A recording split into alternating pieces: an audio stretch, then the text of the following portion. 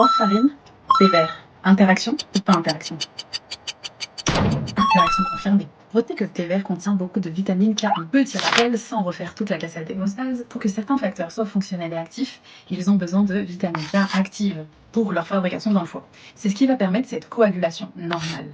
Par contre, quand on va ajouter les AVK, donc anti-vitamine K, ils vont bloquer une enzyme clé, l'AVCOR, qui, elle, a pour rôle de transformer la vitamine K oxydée en vitamine K réduite active. Résultat, moins de vitamine K active, moins de facteurs fonctionnels, l'INR qui augmente, le sang qui coagule moins vite, et au final, on va obtenir cet effet anticoagulant recherché pour fluidifier le sang et éviter les caillots. Maintenant, si l'apport en vitamine K augmente, que ce soit via l'alimentation, les infusions ou le thé, cet effet anticoagulant il va être neutralisé malheureusement. C'est un peu comme si le patient il nageait à contre-courant son traitement. Parlons maintenant d'une trend infaillible sur les réseaux sociaux, c'est le matcha. Le matcha, c'est littéralement la feuille entière de Camellia sinensis qui va être broyée en poudre.